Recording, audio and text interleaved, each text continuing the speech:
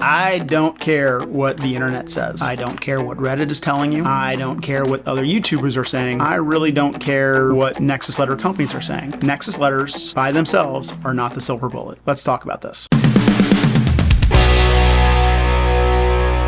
Before I dive into Nexus Letters, we got to get into some very basic information first. A Nexus Letter is not required for a successful VA disability claim. But let's talk a little bit more about where Nexus Letters fall into the process. Now, as I always say, VA disability is quite simple. It's something's wrong right now because something happened in service. It's just as simple as that. Right? But there's actually three parts to that statement. The first part is something happened in service. That might be an exposure to a chemical, that might be an injury that you suffered playing some sort of game during PT, or it could be, a combat-related wound. It could be a motor vehicle accident that happened off duty. It could be any number of things. Now, what's something that's wrong with you present is that injury or that exposure is causing harm now. Perhaps it's some form of cancer because of a toxic exposure, or because, arthritis in your knee because you twisted it on a 12K ruck march. Those are the two basic things. Something wrong with you now, something that happened in service. The third part of that is a nexus or a connection in between the two. As I said, something wrong with you now because something happened in service.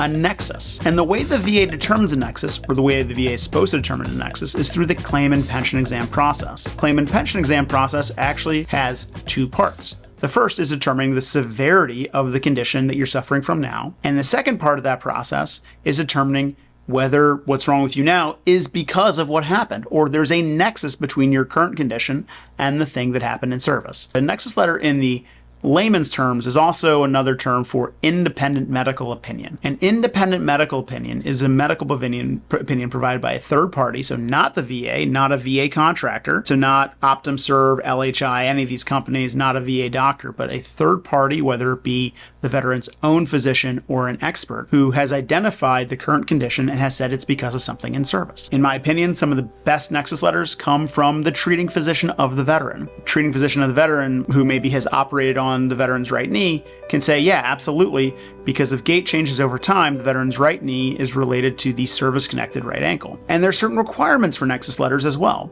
They should be based in science.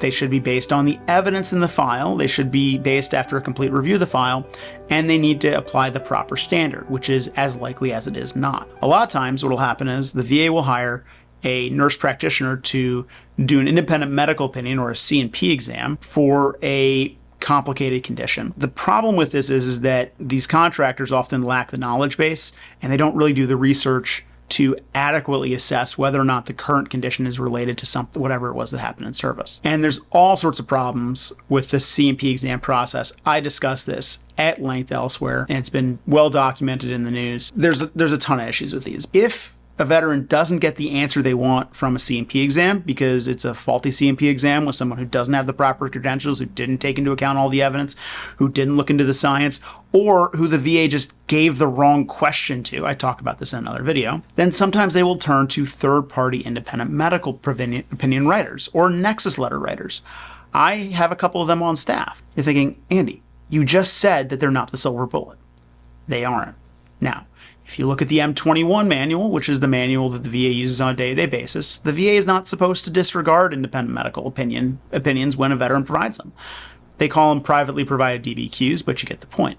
They're actually supposed to take those into consideration when adjudicating a claim and give them the weight that they deserve in assessing the claim. And again, if it's as likely as it is not, the benefit of the doubt going to the veteran, it should be a grant of service connection. In theory, on paper, if the VA follows its own rules, you could file a claim with an independent medical opinion and a privately provided DBQ, and the VA should be able to grant you benefit without ever sending you to a C&P exam. But here's the problem. And here's why they're not the silver bullet. In practice, in reality, in the hundreds and hundreds of claims that I've done and appeals that I've done, I see this all the time, and my other colleagues see this as well. The VA just ignores them. I'll say that again. The VA loves ignoring Nexus Letters and independent medical opinions. So, here's what will happen.